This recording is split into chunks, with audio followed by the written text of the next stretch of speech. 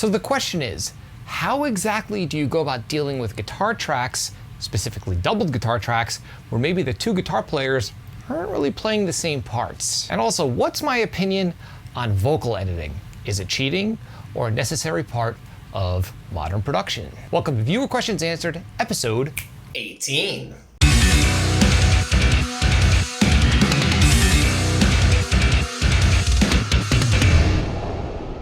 Now, if you're into producing and mixing, more specifically, producing and mixing heavy music, and even more specifically, producing and mixing and recording killer 100% professional guitar tracks, I have something awesome for you. You can have direct access to my guitar production workshop for absolutely free. In this workshop, I talk about crafting a professional guitar tone, how to deal with amp sims, mic placement, my approach to editing guitars for a fully professional result that you hear on your favorite records, and finally, mixing guitars. Again, you can have direct access to this workshop for absolutely free. There's a link below in this video's description if you're interested. There's so much confusion around guitar tone and people like to turn it into rocket science, so I figured I'd distill my approach down to its basic components and just give you the information clear and straight to the point so you can achieve fully professional results when it comes to your guitar tracks with the gear you already have. Again, there's a link below in this video's description. Okay, so without any further ado, let's dive into this excellent group of questions submitted by subscribers. And this first question comes from Alberto. How should we approach the production of an album? I mean, where do we start?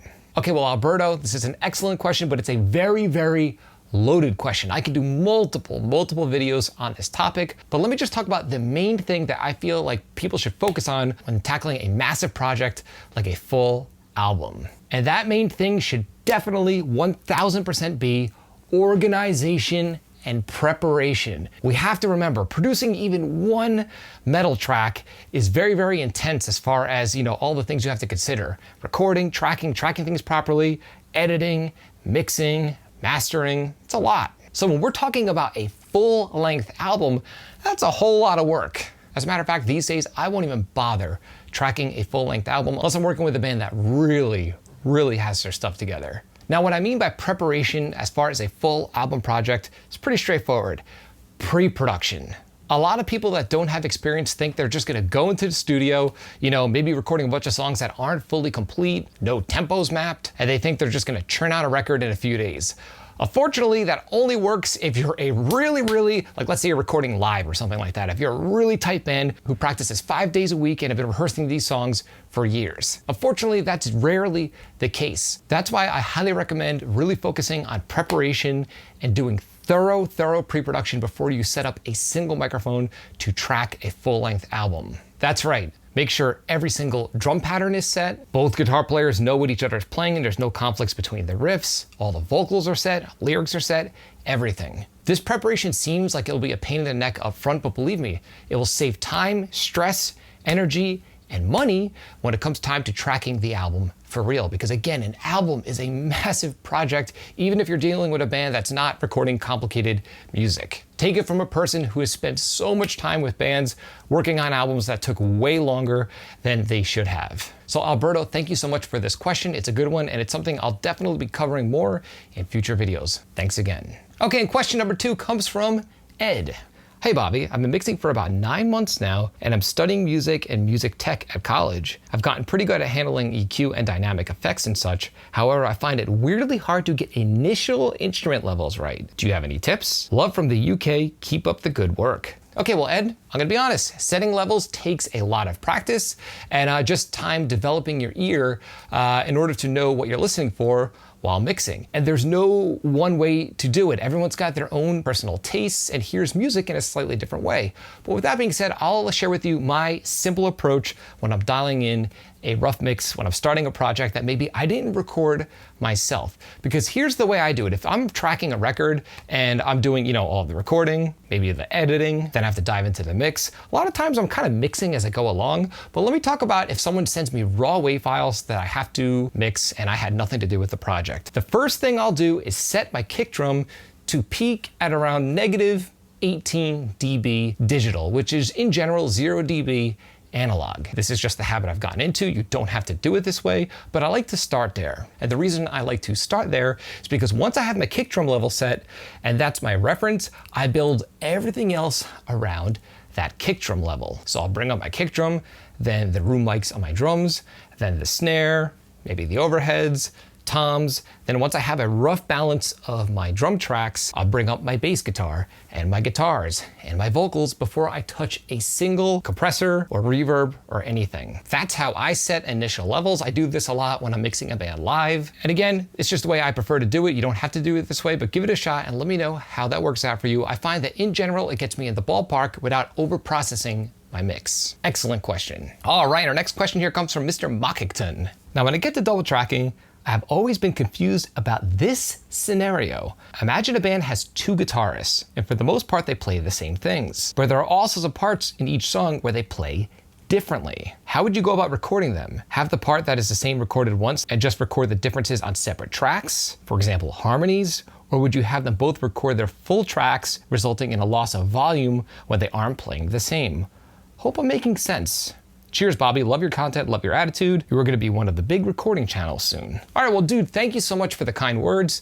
And this is a great question. It's something that I deal with almost every single production that I tackle. Because he's right. Most of the time when you're recording two guitar players, at some point in the track, one might not be playing a rhythm track and they might kind of go off into something that's sort of like a lead.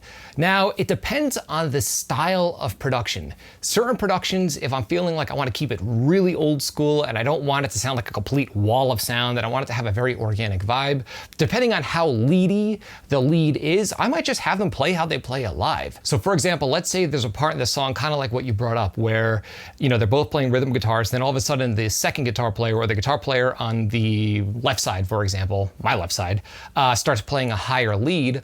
I'll have him either continue playing that rhythm if he knows the part well, or I'll maybe have the other guitar player just double his rhythm part for that section of the song, and then I'll have the left guitar player play his lead on a third track and keep it up the middle. That's generally what I would do if there's a section of the song that just really sounds strange and like the rhythm guitar should continue going.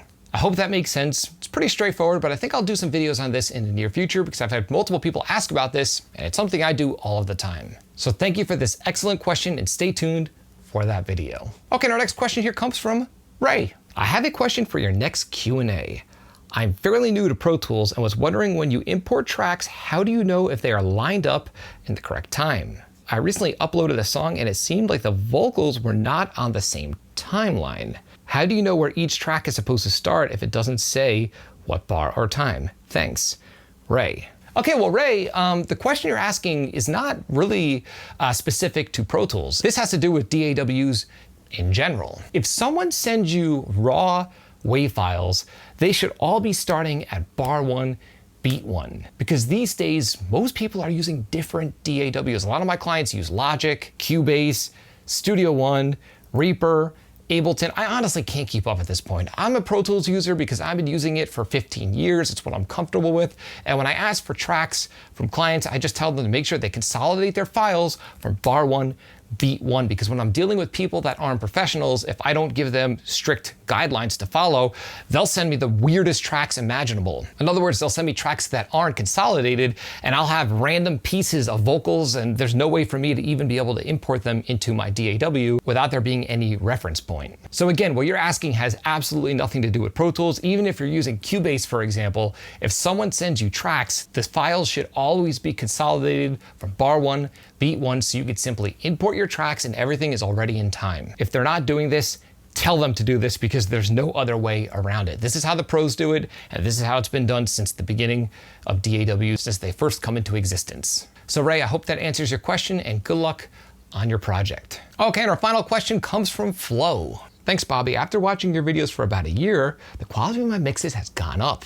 I need to work on vocals. I thought vocals were easy, but it hasn't been as easy as it looks to get my vocals to cut through the mix. Would love to see about vocal editing. What do you think about vocal editing? Because I once attended an online seminar for a local mixing and mastering engineer producer and asked the question about vocal editing and he said it's one of the hardest things and he said he's too lazy for editing so he throws it to someone who edits vocals for him. I wonder if there are audio editors out there just like there are video editors out there.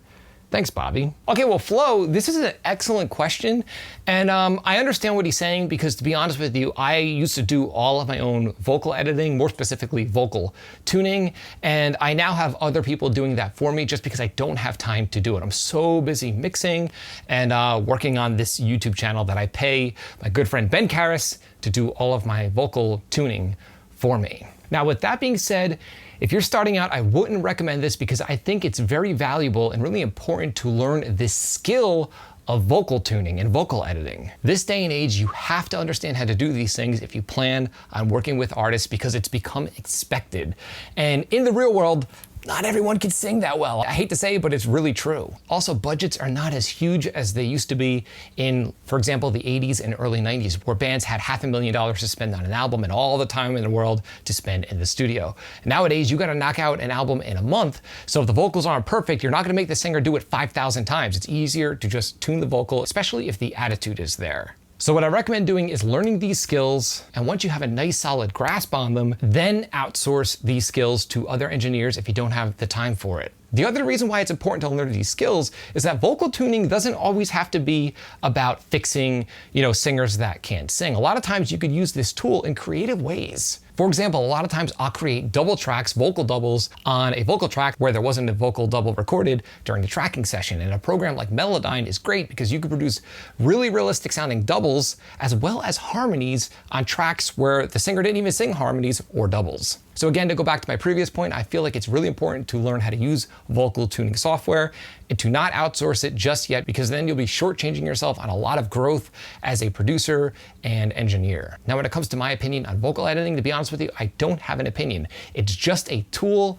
and a skill set like drum samples or drum editing. Sometimes I don't edit drums at all. Sometimes I edit every single beat. Sometimes it's in between. Sometimes I don't use any drum samples. Sometimes I use all drum samples, and sometimes it's a combination. It really depends on the project that I'm working for and the aesthetic that the band is going for and that I feel fits their music. So Flo, hopefully that answers your question, and keep me posted on your progress with your productions. So I would just like to shout out and thank everyone for submitting this excellent group of questions. Now, if you sent me a question and I haven't gotten to it yet, just be patient. I will definitely get to it within one of the upcoming videos within this series. If you found this video helpful, like, comment, subscribe, and share. And do not forget to click the little bell icon so you can be notified every time I upload one of my weekly videos on all things Metal and Rock production. If you're interested in some Frightbox swag, I've got t-shirts, mugs, and other cool stuff on the way. There's a link below to the Frightbox merch store in this video's description. And again, you could have direct access for absolutely free to my guitar production workshop training. I talk about dialing a guitar tone from scratch, my simple approach to editing guitars, and mixing guitars. Again, there's a link below to the workshop in this video's description. And until next time, happy mixing.